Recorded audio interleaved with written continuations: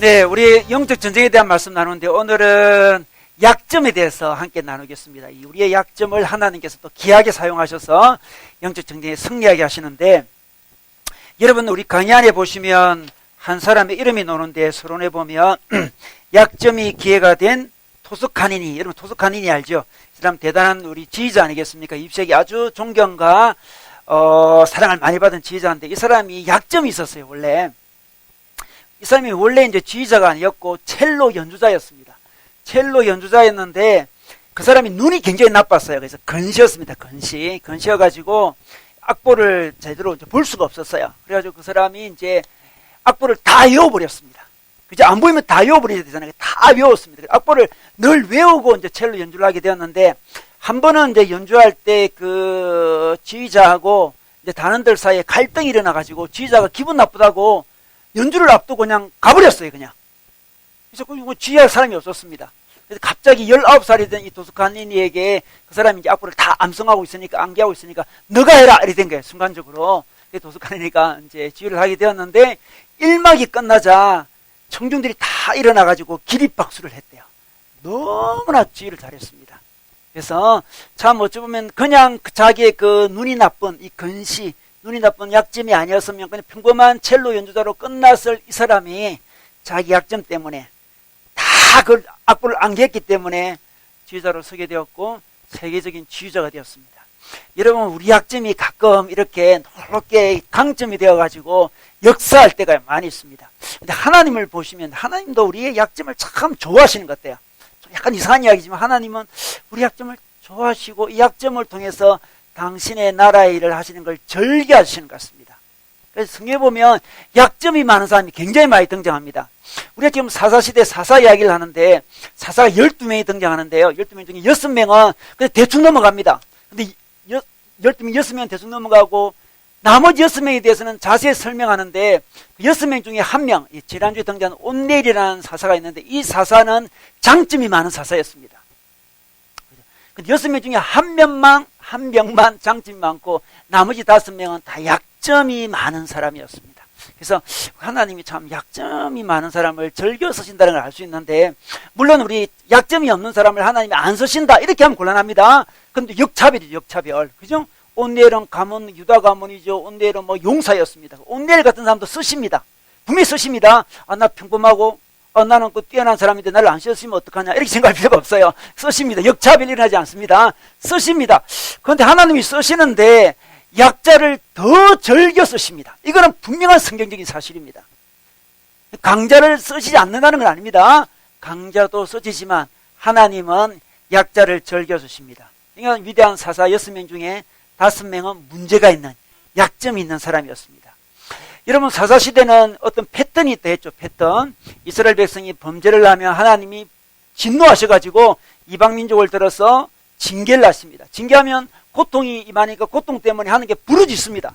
부르짖으면 하나님이 사사를 보내주시고 사사를 통해서 구원을 주십니다. 또 구원을 주면 또 평안해지면 어떻습니까? 또 죄를 저지릅니다. 이 패턴이 계속 지속되고 있는데 이게 그러니까 밑으로 떨어지는, 나락으로 떨어지는 방향으로 계속 돌고 있어요. 이게 몰락 사이클이라는데, 몰락 사이클인데 밑으로 계속 떨어지는 사이클을 지금 돌고 있는 그런 상황이에요. 계속 돌고 있습니다. 쭉 내려가요. 점점점 부르짖는 강도가 약해지는데 처음에는 잘 부르짖었습니다. 우리 지난주에 부르짖는 말씀 했잖아요.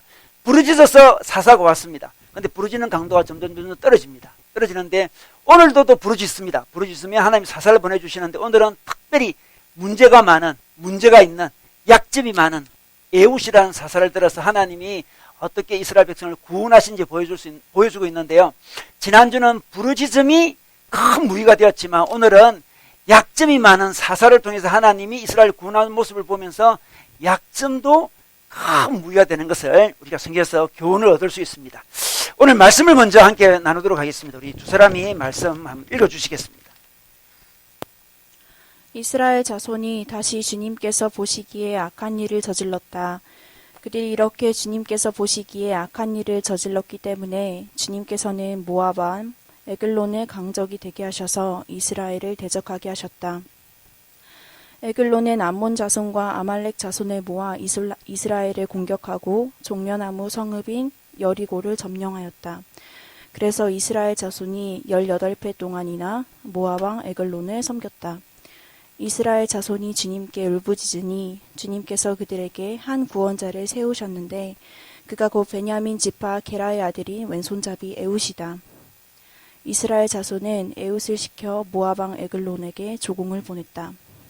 그러자 에웃은 길이가 한 자쯤 되는 양쪽에 날이 선 칼을 만들어서 오른쪽 허벅지 옷 속에 차고 모압 왕 에글론에게 가서 조공을 바쳤다. 에글론은 살이 많이 찐 사람이었다. 에웃은 조공을 바친 뒤에 그 조공을 메고 온 사람들을 돌려보냈다.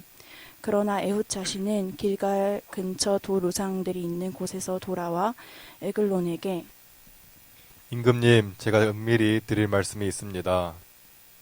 하고 아뢰었다.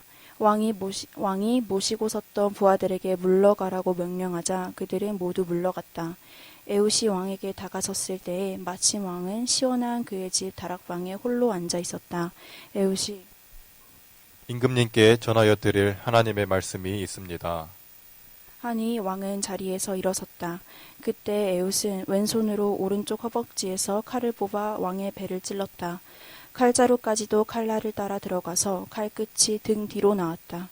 에웃이 그 칼을 빼내지 않았으므로 기름기가 칼에 엉겨 붙었다. 에웃은 현관으로 나가 뒤에서 다락방 문을 닫고 걸어 잠갔다. 에웃이 나간 뒤에 그의 부하들이 와서 다락방 문이 잠겨 있는 것을 보고 왕이 그 시원한 다락방에서 용변을 보고 있다고 생각하였다. 그러나 오랫동안 기다려도 왕이 끝내 다락방 문을 열지 않으므로 열쇠를 가져다가 문을 열고 보니 왕이 죽은 채로 바닥에 쓰러져 있었다. 그들이 기다리는 동안에 에웃은 몸을 피하여 돌 우상들이 있는 곳을 지나서 스이라로 도망쳤다. 그가 그곳에 이르러 에브라임 산간 지방에서 소집 나팔을 불자 이스라엘 자손이 그를 따라 산간 지방에서 쳐내려갔다. 에웃이 그들을 앞장섰다. 나를 따라라. 주님께서 너희 원수 모압을 너희 손에 넘겨주셨다.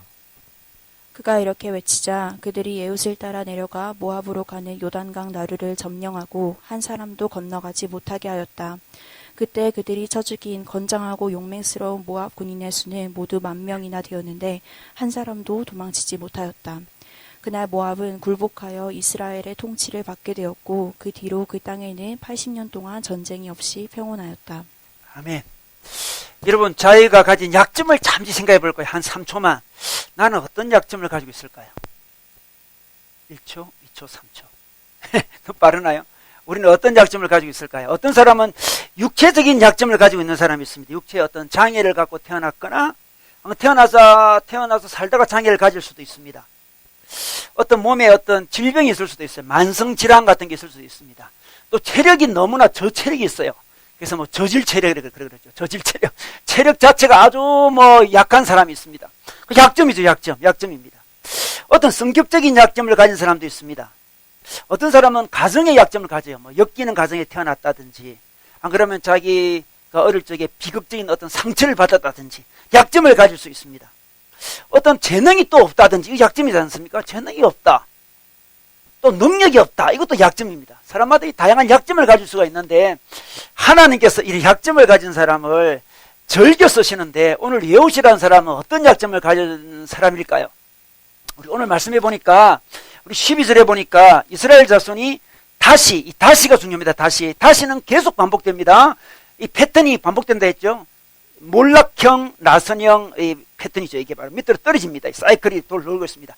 다시 또 죄를 졌습니다. 악한 일을 저질렀다. 그런데 악한 일은 뭐겠습니까? 바로 바알과 아세라를 섬겼습니다. 풍요와 다산을 섬겼죠. 이 일을 저질렀습니다. 그래서 하나님이 보시고 또 징계하십니다.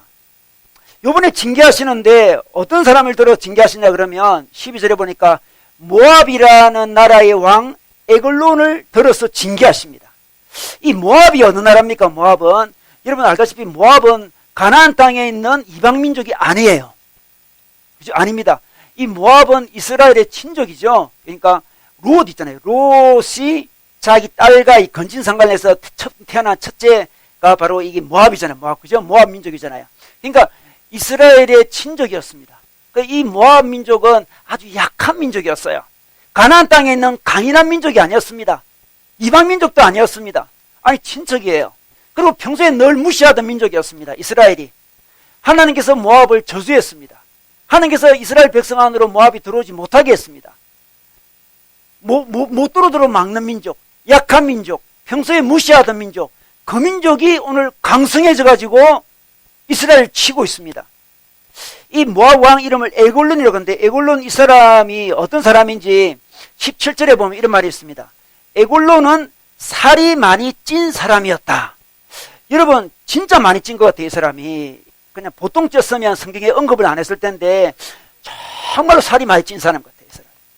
성경에서 굳이 언급을 하는 거 보니까 굉장히 살이 많이 찐 비둔한 사람이었습니다. 나중에 보면 네오 칼에 맞아 죽잖아요. 그죠? 왕이 칼에 맞아 죽어요. 그죠? 이 왼손잡이한테 맞아 죽습니다. 이런 거 보면 굉장히 비둔하고 무능한 왕이었어요. 모압도 굉장히 약한 민족이고요. 그 왕도 굉장히 무능한 사람이에요.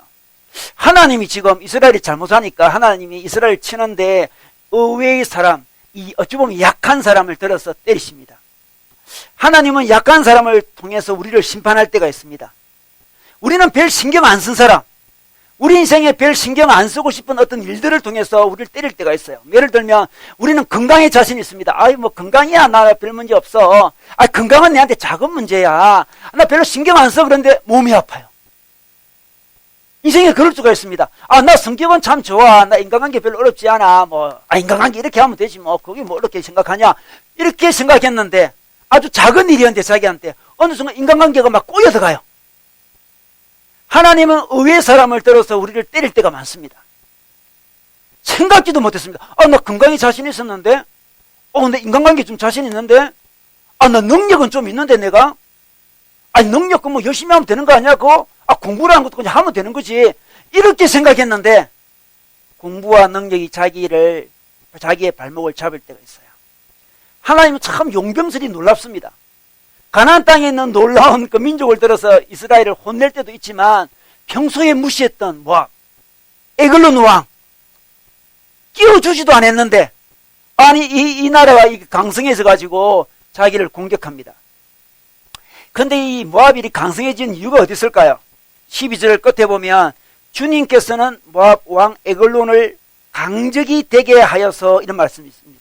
그냥 모압 왕 에글론이 스스로 노력해가지고 강적이 된 게 아니에요. 하나님이 강적이 되게 했습니다. 평소에 우리가 무시했는데 아니 그 사람을 하나님이 강적이 되게 해가지고 우리를 공격하게 만드십니다. 하나님이 모압 왕을 쓰신다는 거죠. 하나님이 에글론을 쓰십니다. 이스라엘 중에서는 정말 자존심 상했을 거예요. 가나안 땅에 있는 여러 족속들이 자기를 공격했다면 그나마 나았을 것인데 평소에 무시하던 세상에 모압 그 비둔한 왕이 자기를 공격해 들어옵니다. 우리 인생에 좀 자신 있었던 거, 우리 인생에 좀 무시했던 거, 우리 인생에 좀 편하게 생각했던 그 문제가 우리에게 덤벼들 때가 있습니다.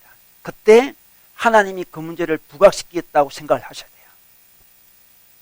나는 그 문제 별 신경 쓰지 않았는데, 작은 문제였는데, 나는 자신 있었는데 하는 그 문제가 자기한테 큰 문제가 되어 다가올 때 하나님이 그 문제를 부각시켜가지고 나를 공격하시고 나를 징계할 수도 있고요. 나를 정신 차리게 할 수도 있습니다. 하나님은 의의 용병수를 사용하시는 거죠. 하나님이 모압을 사용했습니다. 참 놀라운 모압을 사용했어요. 근데 이 모압이 13절에 보니까 쳐들어오게 되는데 공격하게 되는데 13절 끝에 보면 종려나무 성읍인 여리고를 점령하였다 이 말씀이 있습니다. 쳐들어왔는데 어디를 먼저 점령했나 그러면 여리고를 점령했습니다. 여리고는 어떤 곳일까요? 여리고는 가나안 땅에 딱 들어가서 처음으로 빼앗은 성읍이었습니다. 아주 대표적인 성읍이었죠. 이 가나안 땅은 우리 것이라는 것을 상징적으로 보여주는 게 여리고였습니다. 들어가자마자 여리고는 가나안 길게 생겼는데 그 중간 허리 지역이 여리고인데 그걸 딱 장악을 했습니다.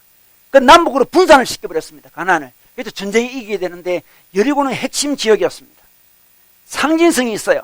이 땅은 나의 땅이다 하는 그 땅이 바로 여리고 성인데 세상에 여리고를 다시 빼앗겼습니다. 누구에게? 모압에게 빼앗겼습니다. 이것도 다 하나님이 하신 거예요. 하나님이 여리고를 빼앗기게 해버린 거죠. 그냥. 그죠? 이스라엘의 정체성입니다.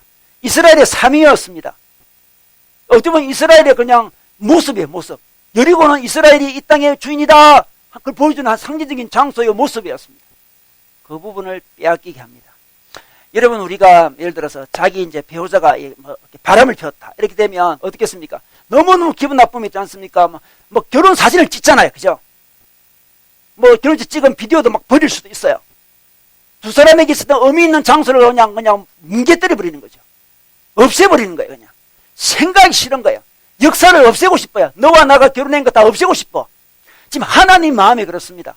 하나님 이스라엘과 결혼한 거랑 마찬가지예요. 이스라엘이 죄를 지으니까 우리 정말 하나님과 결혼하고 하나님과 이 가나안 땅을 차지하자. 우리들이 처음으로 차지할 곳은 바로 이 여리고이다. 여리고를 차지해가지고 아주 기쁨의 장소인데 어떻게 보면 신혼여행의 장소나 똑같아요. 이 기쁨의 장소를 하나님이 찢어버리시고 있는 거죠. 지금 결혼식 사진 찢어버리는 거예요. 하나님 너무너무 가슴이 아파가지고 너는 나의 백성인데 이방신을 섬기다니 너와 나 사이에 굉장히 의미 있는 여리고 빼앗기게 해버리겠다. 여리고 빼앗기. 결혼 사진을 찍는 것이고 결혼식 비디오 테이프를 던져버리는 거죠. 지금 하나님 우리를 그렇게 사랑하십니다. 그렇게 바라보고 있는 거죠. 이스라엘 백성은 하나님의 사랑을 받을 때도 있고 이방신도 섬기고 왔다 갔다 하지만 하나님은 일편단심 이스라엘 백성만 쳐다보고 있는데 이스라엘 백성이 자기를 정말 반역하고 다른 신에게 가는 모습을 보고 막 마음이 아파가지고 견딜 수가 없어서 사진을 찍고 있는 모습이 바로 여리고를 빼앗기는 거예요. 그것도 강력한 뭐 이집트라든지 페르시아라든지 강력한 나라들도 아니고 평소에 무시했던 모압 족속에게 빼앗기게 해버립니다. 여기서 하나님 마음이 느끼십니다. 하나님이 우리를 너무 사랑해가지고 너무 가슴이 아프시니까 하나님과 우리 사이에 있었던 그 아름다운 역사를 그냥 없애버리고 싶은 거예요. 지금 막 찢어버리고 싶어요. 여리고를 그냥 막 넘겨주고 싶은 거죠. 지금 그런 일이 벌어졌습니다. 이렇게 돼서 어떻습니까? 이스라엘 백성도 괴롭죠. 괴로우니까 그들이 다시 하나님 앞에 나와서 울부짖습니다. 15절에 볼까요? 주님께 울부짖으니 이 부르짖는다 그랬죠. 부르짖는 기도가 지난주 말씀드린 부르짖는 기도가 등장했습니다. 14절에 보니까 18편이니까 18년이죠. 18년 동안 에글론을 섬겼습니다. 18년 동안 너무 괴로웠어요. 그래서 부르짖습니다. 하나님 잘못했습니다. 도와주십시오. 이렇게 부르짖어요. 여러분 우리가 부르짖는다 그랬을 때 이게 또 오해를 하면 안 되는 건데 부르짖는다는 것은 무슨 마음이 없는 기계적인 이야기를 하고 있지 않습니다. 기계적으로 막 부르짖기만 하면 하나님께서 구원해주신다 뭐 이런 이야기를 하는 게 아니에요. 그 마음에 진정성이 담겨되는 거죠. 하나님께 진정으로 부르짖어서 너무 괴롭습니다. 부르짖어요. 근데 하나님께서 의외의 모압을 들어서 심판하신 하나님께서 또 의외의 인물을 들어서 구원을 또 해주십니다. 오늘 등장하는 인물은 15절에 보니까 한 구원자를 세웠는데 베냐민 지파 게라의 아들인 왼손잡이 예웃이다 이렇게 이야기했습니다. 예웃이라는 사람이 등장했습니다. 에글론도 참 의외의 인물인데 예웃도 굉장히 의외의 인물입니다. 자, 이 사람의 특징은 왼손잡이라고 이야기했습니다. 성경에서 굳이 왼손잡이라고 주장한 이유가 있을 거예요. 그죠? 그럼 왼손잡이, 요즘처럼 왼손잡이, 오른손잡이 별 의미가 없잖아요. 요즘은. 그죠? 우리 첫째 아들은 오른손잡이에요. 우리 둘째 아들은 왼손잡이에요. 그 별로 의미 없어요. 그냥 뭐 굳이 말할 우리 한결이는 왼손잡이였다 이런 말 하지 않잖아요. 제가 별로 뭐 그게 별로 의미가 없게 요즘 말하지 않습니다. 근데 성경에서 굳이 이 말을 하는 이유는 이전 시대는 이 성경 이 배경을 갖고 있는 이 시대에는 왼손잡이라는 말 자체는 오른손에 문제가 있다. 오른손이 기형이다. 오른손이 조막손일 가능성이 굉장히 많아요. 오른손에 문제가 있는 거예요. 오른손이 기형입니다. 오른손이 마비가 됐을 가능성이 많아요. 이게 장애인이죠. 장애인. 제가 어렸을 적만 해도 왼손잡이를 되게 어른들이 싫어했어요. 여러분 기억나죠? 그래서 왼손으로 뭐 하면 막 어른들이 뭐라 합니다. 그러지 마! 막 때리기도 하고 그래가지고 오른손으로 바꾸려고 해요. 요즘은 그러지 않지만 정말 제가 어렸을 적만 해도 왼손잡이를 놀리기도 하고 왼손잡이래요. 왼손잡이를 놀리도 하고 막 그랬어요. 그죠?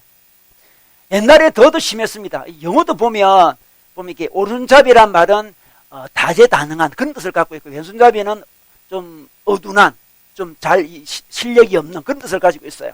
그러니까 그런 역사를 갖고 있는 거죠. 왼손잡이였습니다. 장애인이었습니다. 문제가 있는 사람이었습니다. 능력이 없는 사람이었습니다. 그리고 그 지파도 재밌습니다. 지파가 어느 지파입니까?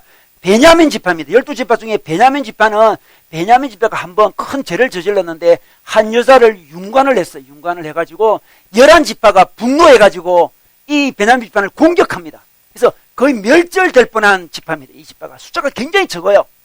굉장히 12지파 중에 가장 약한 지파입니다. 가장 약한 지파의 예웃을 들어서 하나님이 사사를 채우고 있습니다. 또 베냐민이란 뜻 자체도 오른손잡이 그런 말이에요. 참 재밌죠?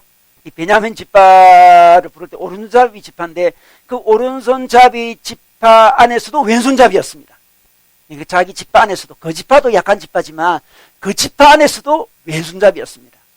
하나님이 그를 들어서 오늘 구원자로 사사로 쓰십니다. 참 하나님은 이렇습니다. 하나님은 약한 자를 사용하기를 즐겨하십니다. 그게 성경의 원리입니다. 왜 그럴까요? 여러분 우리 설교 안에 보면 고린도 후서 말씀이 있는데 이 말씀 다 같이 한번 큰 소리를 읽어보면 좋겠네요. 고린도서 4장 7절 시작.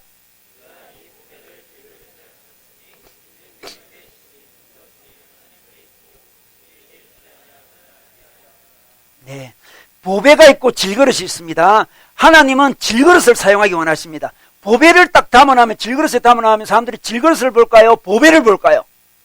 보배를 보잖아요. 보배를 다 보배를 보면 질그릇에 별 관심이 없어요. 이 능력 없는 사람들, 약한 사람들 관심이 없습니다. 그 안에 담겨있는 보배를 보게 되는 거죠. 하나님의 있던 능력이 능력이 큰 분이 하나님이구나. 질그릇이 능력이 큰 게 아니구나. 역시 하나님이구나. 하나님 이걸 보여주기 위해서 질그릇을 즐겨 사용하십니다. 여러분 이게 우리에게 굉장히 소망이 되지 않습니까? 사람이 어떤 조건이 좋아서 성공했다 하면 사람들이 저 사람은 태어나기로 좋게 태어났구나, 능력이 많구나 하면서 우리에게 희망이 되지 않습니다.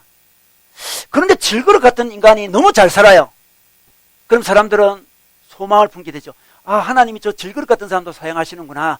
그러면 나도 사용하겠네. 소망이 됩니다. 하나님 그렇게 하기 위해서 질그릇을 즐겨 사용하십니다. 여러분 세상의 영웅들은 어떻습니까? 세상의 영웅들은 출생부터 남달라요. 그죠? 출생부터 남다릅니다. 태어날 때 뭡니까?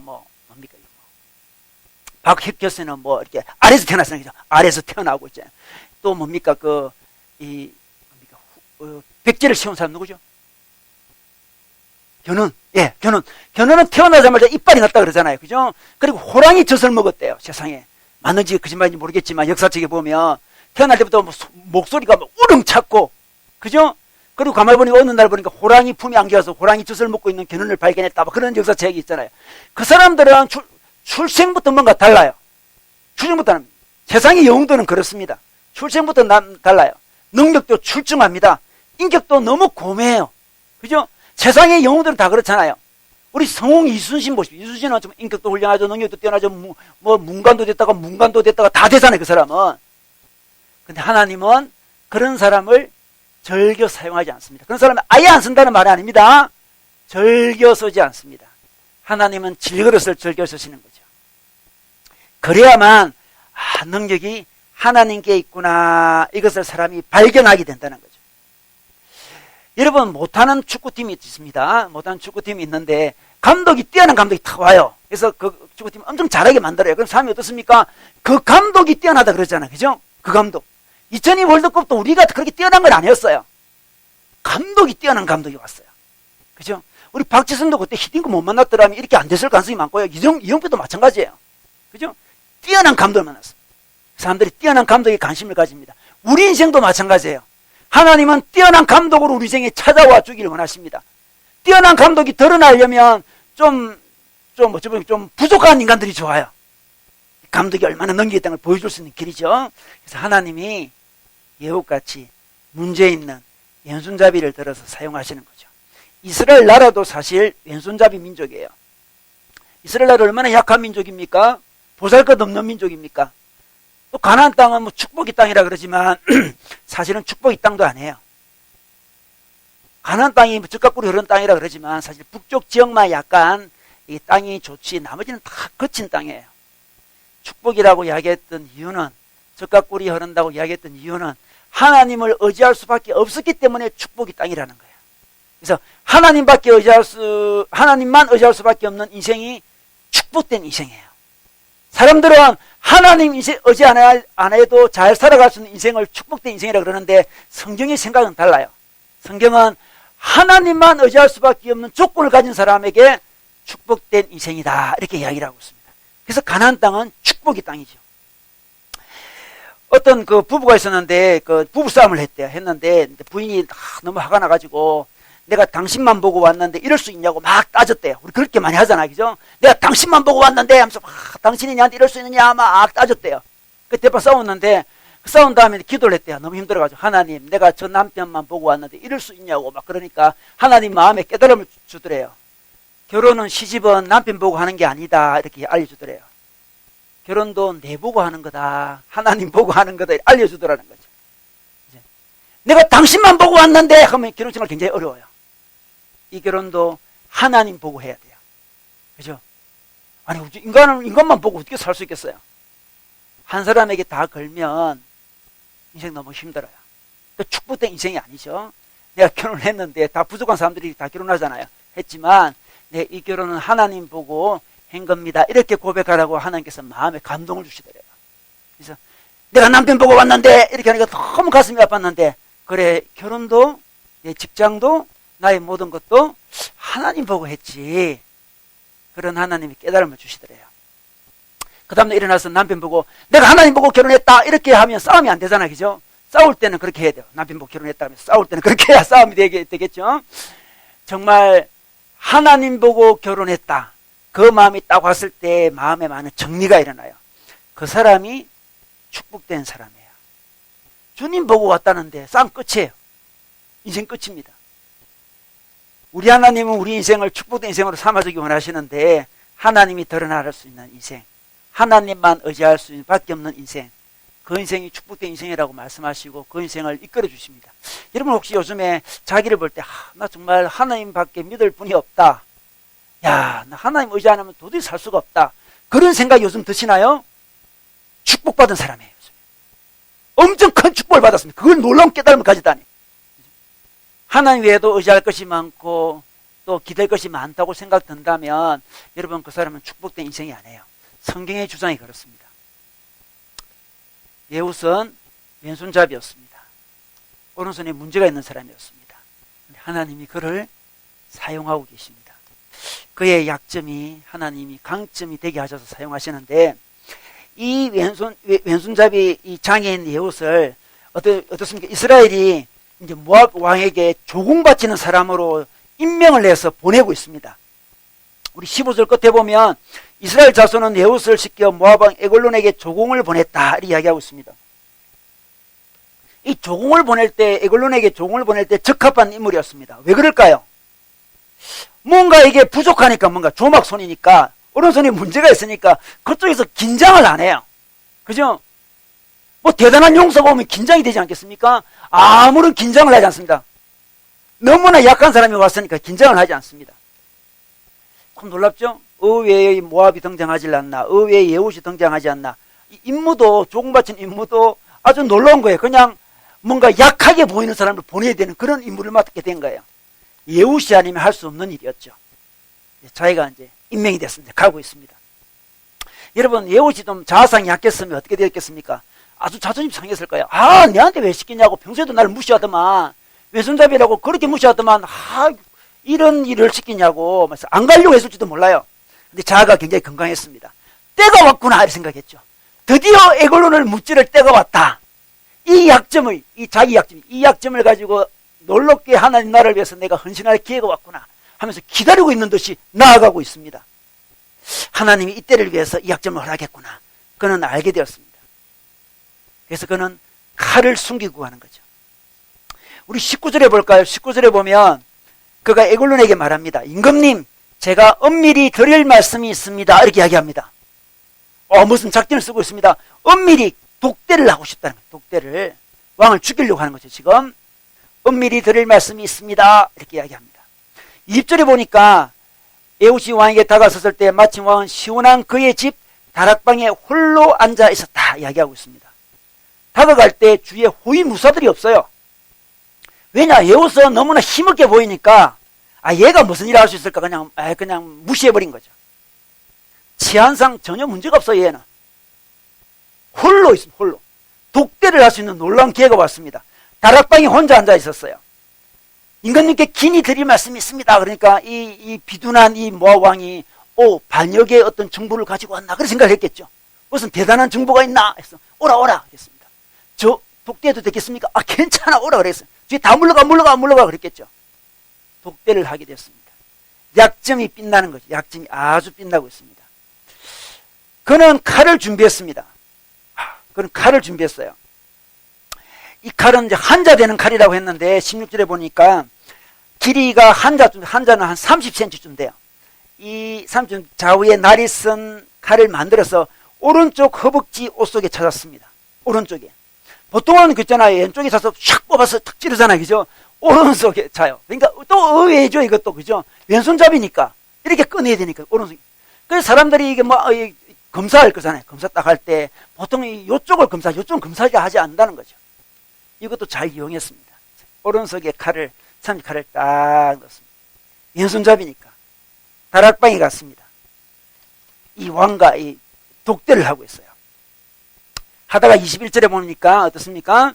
그때 예후는 왼손으로 오른쪽 허벅지에서 칼을 뽑습니다. 왼손으로 오른쪽 허벅지 칼을 뽑습니다.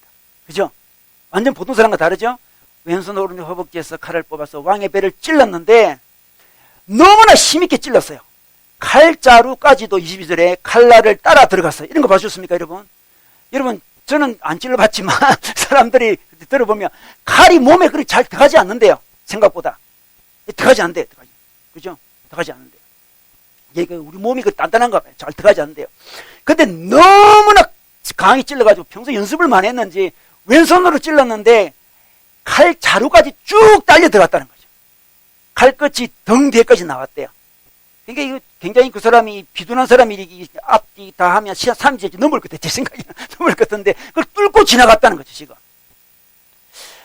너무나 완벽하게 죽이는 모습을 보여주고 있습니다. 완벽하게 쫙 찌르고 있어요.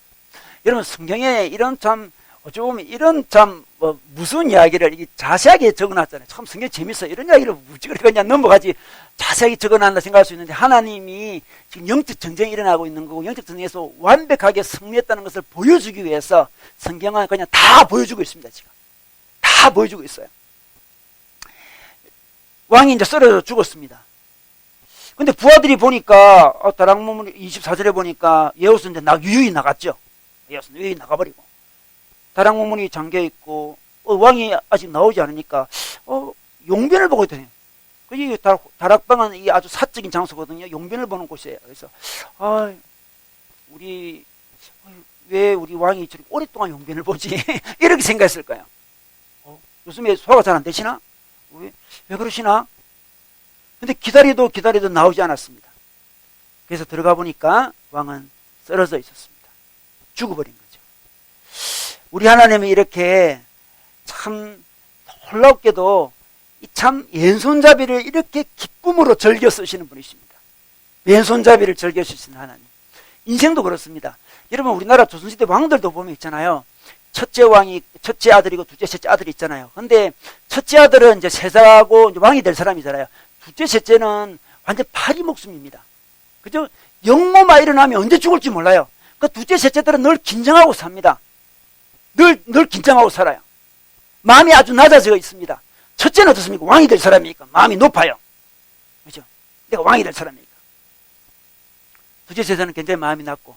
그래서 둘째, 셋째 중에 어떻게 돼서 왕이 된 왕들이 훨씬 위대한 왕이 될 때가 많았습니다. 낮은 마음을 갖고 있었기 때문에 그래요. 우리 세종대왕도 셋째잖아요. 그죠? 첫째 양녕대군은 첫째여가지고 뭔가에게 절제가 안 됐잖아요. 세종대왕은 셋째예요. 둘째, 셋째는 언제 죽을지도 몰라요. 영모만 일어나면 파리 목숨이에요. 늘 긴장했습니다. 늘 마음이 낮아졌습니다. 백성들의 삶에 관심을 가져요. 낮은 자의 자리에 처해보았습니다. 낮은 자의 마음을 알고 백성의 마음을 알아요. 자기가 낮아져 있었기 때문에 그래요. 그런 사람이 왕이 돼야만 나라를 잘 이끌 수가 있어요. 낮은 자의 마음을 알기 때문에 그렇습니다. 일반 역사도 그런데 하물며 하나님의 역사는 더 그렇습니다. 예후같이 어린 시절 왼손잡이라고 놀림도 당하고 왼손잡이라고 능력도 없다 그러고 왼손잡이라고 말도 많고 그런 자기였지만 하나님이 기가 막히게 자기 아니고는 할 수 없는 그 일을 딱 맡기시고 그 일을 받아서 모압 왕을 죽이는 놀라운 일이 일어났습니다. 여러분, 우리 그 설교 안에 보면 우리 고린도 후서 말씀 볼까요?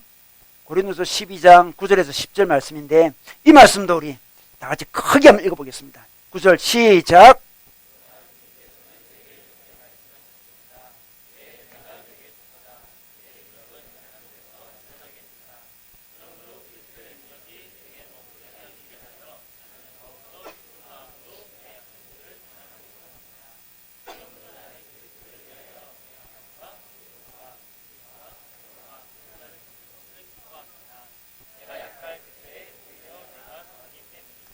이게 다른 세상과 다른 하나님의 놀라운 원리입니다. 내가 약할 그때에 오히려 내가 강하기 때문입니다.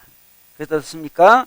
때때로 우리 인생에 병약함도 있고 모욕도 있고 궁핍도 있고 박해도 있고 곤란도 있지만 그것을 기뻐한다고 사도 바울은 이야기하고 있습니다. 왜냐, 이것 때문에 하나님의 강함을 경험할 수 있기 때문에 그렇습니다. 세상은 자기 강한 것만 계속 자랑하고 강한 것만 나타냅니다. 그런데 참 기독교의 원리는 그렇지 않습니다. 하나님의 능력이 내게 머물게 하기 위해서는 약점이 필요한데 그 약점을 내가 자랑한다, 이렇게 말씀하고 있습니다. 사도 바울의 말씀이었습니다. 여러분, 우리가 잘 아는 칼빈 있잖아요. 칼빈, 우리 장로교 만든 칼빈. 저희가 장로교잖아요. 장로교. 이 칼빈 만든 칼빈이 몸이 굉장히 약했습니다. 그래서 움직이는, 걸어다니는 종합병원이다, 그런 말을 들을 정도로 굉장히 몸이 약했어요. 그 우리 칼빈이 몸이 약하다 보니까 아침에 일어나면 있잖아요, 잘 그 이불에서 나오질 못했대요. 그런 사람 많죠, 여기에서. 아침에 이불에 잘 나오지 못하고 계속 뒤척뒤척거리는 그런 일을 많이 했대요. 그 뒤척뒤척거리면서 몸이 약하니까 빠딱 못 일어나죠. 못 일어나니까 이불 속에 누가 이런저런 생각하다가 묵상을 많이 했습니다. 그 묵상을 많이 하다가 지은 책이 기독교 강요라는 유명한 책이에요. 기독교 강요, 유명한 책입니다. 기독교 강요, 굉장히 유명한 책입니다, 여러분. 이 장로교에서 거의 뭐 성경 다음으로 중요시하는 책이 기독교 강요입니다. 기독교 강요를 몇 살 때 지은 줄 아십니까? 25살. 야, 우리 25살 누굴까요? 25살. 안 보이네, 우리. 현우 25살? 현우 몇 살이에요? 그렇군요. 네. 현우 책 지은 거 없죠, 지금? 네. 우리 갈비는 성경 다음으로, 현우 굉장히 똑똑한 친구였죠, 친구가. 성경 다음으로 정말 장로교에서 정말 중시하는 기독교 강요를 25, 물론 그 시대와 이 시대는 다른 시대지만, 근데 그게 누워서 이불 속에서 뒤스닥거리다가 이렇게 하다가 그렇게 됐다는 거 아니겠습니까? 참 재밌어요. 그래서 이 몸이 약해가지고 아침에 잘 못 일어나는 분들 있죠? 축복합니다. 네. 그런 사람도 축복해. 물론 게을러서 그런 사람 있죠? 고쳐야 됩니다. 정신 차리세요, 지금. 게을러서 안 일어나다니. 게으른 건 잘못된 거고. 그죠? 자기가 몸이 너무 약해가지고 아침에 일어나고 싶은데 못 일어나는 그런 사람은 하나님 그것마저도 사용하셔가지고 기독교 강요를 만들잖아요.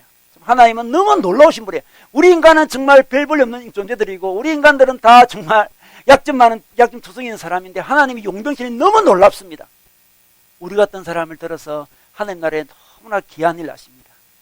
사도 바울을 들어 사용하시고 여호수아를 들어 사용하시고 우리를 들어 사용하시는 거죠. 여러분, 또 이 약한 사람은, 약점이 가는 사람은 자꾸 하나님을 의지하게 됩니다. 자기도 모르게 의지하게 돼요. 여러분, 여호수아는 모압 왕을 죽이는 것을 끝내지 않습니다. 어떻게 됩니까? 7절에 보겠습니다. 그가 그곳에 이르러 에브라임 산간 지방에서 소집 나팔을 불자. 그가 이제 사람들을 동원합니다. 소집 나팔을 빡 불러요. 이스라엘 자손이 그를 따라 산간 지방에서 쳐내려갔다. 여호시 그들을 앞장섰다 이야기하고 있습니다. 나를 따라라 이렇게 이야기합니다. 여호시. 왕 한 명 죽이는 건 끝나지 않습니다. 주님께서 너희 원수 모압을 너희의 손에 넘겨주셨다 이렇게 이야기합니다. 나를 따르라 그래놓고선 모압을 우리 손에 넘겨주셨다. 누가? 주님께서 그렇게 이야기하고 있습니다. 그는 지금 어떤 리더십을 발휘하고 있는데 내가 왕을 죽였다. 그래서 나를 따라라 이렇게 이야기하지 않습니다. 나 대단하지? 왕을 내가 죽였어. 자기 능력을 이야기하고 있지 않습니다. 하나님이 우리 손에 넘겨주셨다고 하나님의 어떤 움직이는 모습을 이야기합니다. 하나님의 능력의 흐름을 이야기하는 거죠. 리더십을 가진 사람의 특징입니다. 리더십을 가진 사람의 특징은 자기 능력을 이야기하지 않습니다. 하나님의 능력이 어떻게 흘러가고 있는지. 하나님이 이전에는 우리를 모압 손에 넘기시더만 이제 모압을 우리 손에 넘기셨구나. 하나님이 역사를 진행하는 모습을 보게 됩니다. 그게 딱 보이는 거죠. 그게 리더십이 있는 자인데 이런 리더십은 하나님이 어떻게 움직이는지를 보는 사람은 기도하는 사람이에요. 그죠? 여호수아는 자기 능력을 의지하지 않았습니다. 내가 볼 때는 이때 찬스다. 가자. 이게 아니에요. 하나님이 이렇게 흘러가게 하시는구나. 하나님의 흐름이 보입니다. 여러분, 돈을 잘 버는 사람은 돈의 흐름이 잘 보인다 그러잖아요. 돈이 싹 흘러간 게 보인대요. 동대문에서 뭡니까? 강동 동대문에서 남대문 흘러가는구나. 그게 딱 보인대요. 돈을 잘 버는 사람은. 축구를 잘하는 사람은 공의 흐름이 잘 보인대요. 그죠? 우리 메시 같은 사람은 안 보고도 쫓아가잖아요. 그죠? 공이 그쪽으로 올 줄 알고 쫓아간대요, 자기는. 그죠? 그럼 공이 그쪽으로 온대요. 뒤에 마치 눈이 달린 것 같아요. 쫓아가면 공이 따라와요. 근데 그보다 더 중요한 것은 하나님 역사를 어떻게 움직이는 걸 보는 사람이죠. 아, 하나님이 이제 모압을 우리 손에 넘기시는구나. 그게 딱 보이는 거예요. 그 사람이 리더십이 있는 사람이죠. 예후시 그런 사람이었습니다.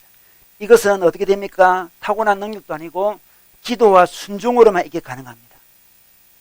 보았습니다. 자기는 약점이 있으니까 내 힘으로 이길 자신은 없고 하나님이 어떻게 역사를 움직이시는지를 가만히 관찰하고 있습니다. 아, 하나님이 이때 넘겨주시는구나. 하나님의 뜻을 알고 쫓아갑니다. 그게 바로 예후시 약점을 가졌기 때문에 더욱 하나님을 의지하는 바람에 승리할 수 있는 길이었습니다. 이스라엘 백성을 끌고 갑니다. 나를 따르라 끌고 갑니다. 그래서 몇 명을 죽입니까? 29절에 보니까 그들이 처죽인 건장하고 용맹스러운 모압 군인. 모압 군인들이 원래 모압이 약한 민족인데 건장하고 용맹스러운 모압 군인이 10,000명이나 있었대요. 이게 좀 이해가 안 되지만 하여튼 대단한 그 용맹한 사람들을 10,000명이나 죽였대요. 이 10,000명이라는 것은 성경에 보면 이게 완전수를 이야기하거든요. 완전히 다 죽였다 이 말이에요. 지금 완벽한 승리를 거두었다 이렇게 이야기하고 있습니다. 예후시 그렇습니다. 예후시는 약한 사람이었습니다. 문제가 많은 사람이었죠. 어찌 보면 인격적인 문제는 아니지만 육신의 문제가 많은 사람이었습니다.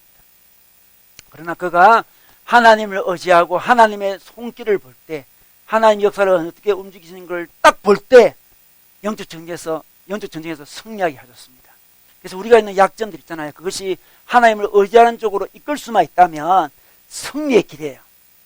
우리의 약점에 우리가 좌절하고 낙망하지 않고 하나님 내게 이런 약점이 있습니다. 그래서 내 힘으로 살 수가 없습니다. 그렇지만 내가 약하기 때문에 하나님 더 바라보겠습니다. 하나님의 손이 어디로 가는지 보겠습니다.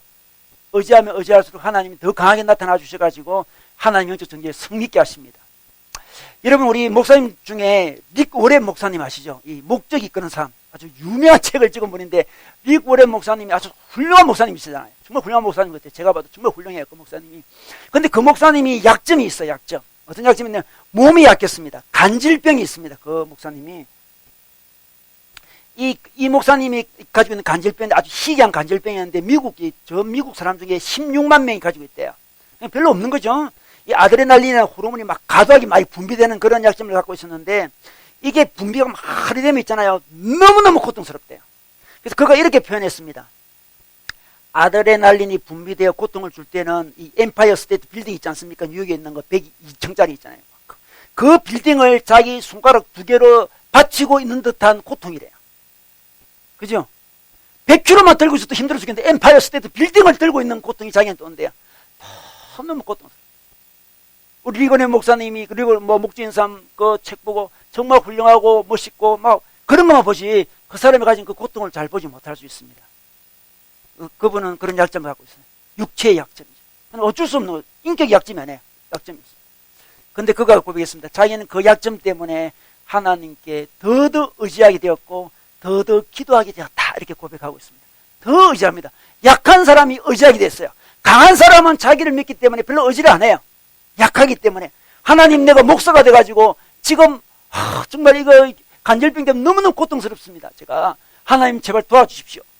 이렇게 하다가 목적인 그런 사람 책도 적고요. 거기에 큰 귀한 목회를 많이 잘 감당하고 있지 않습니까? 여러분 우리의 약점은 하나님을 더 의지케 합니다. 예후도 그랬습니다. 이게 하나님 나라의 법칙입니다. 여러분 자기에게 어떤 약점이 있습니까? 혹시 뭐 질병이 있습니까? 어떤 성격적인 약점이 좀 있나요? 인생에 뭐 살아오면서 이런 큰 실패를 맛봤나요? 어린 시절 원치 않는 상처를 많이 받았나요? 뭐 좌절을 지금 경험하고 있나요? 안 그래도 궁핍한가요? 관계에 어려움이 있나요? 우린 다 그럴 수 있습니다. 우리 다 사실 그런 사람이에요. 우리 모두 다 왼손잡이들이에요. 가만히 보면. 이스라엘도 왼손잡이 민족이고 어쩌면 교회도 왼손잡이고 다 왼손잡이. 그런데 하나님께서는 왼손잡이를 즐겨 사용하십니다. 예수님이 이 땅에 오실 때도 왼손잡이의 모습으로 오셨습니다. 이사야 53장에 보면 예수님이 이 땅에 오셨을 때 그의 모습은 고운 모양이 없다 이렇게 하겠습니다. 풍채도 없은즉 고운 모양도 없고 풍채도 없은즉 우리가 보기에 흠모할 만한 아름다운 것이 없이 이렇게 이야기합니다. 예수님을 소개하는데 그 예수님의 그 사진 있잖아요. 멋진 그 초상화 사진들 다 거짓말이에요. 그거. 예수님 그리 멋지지 않습니다. 풍채도 없고 고운 모양도 없고 흠모할 만한 아름다운 것이 없고 멸시를 받고 사람들에게 싫어함받은 왼손잡이 인생 같은 모습으로 예수님이 이 땅에 오셔서 하나님 나라 일을 멋있게 하셨어요. 우리를 구원하셨습니다. 하나님의 법칙이죠. 우리가 가진 수많은 왼손잡이의 아픔들, 부족함들, 연약함들 괜찮습니다. 그것이 우리가 말려들어가고 그것 때문에 괴로워하는 정도로 끝나지 아니하고 그것 때문에 하나님을 더 의지할 수 있다면, 하나님께 더 나아갈 수 있다면 그 왼손잡이 같은 우리의 약점을 들어서 하나님이 귀하게 사용하시고 영적 전쟁의 사사로, 구원자로 우리를 사용하실 것입니다. 그런 아름다운 선택, 그런 아름다운 기쁨, 그런 아름다운 하나님의 특정을 받는 여러분이 되시기를 주의 이름으로 축원합니다.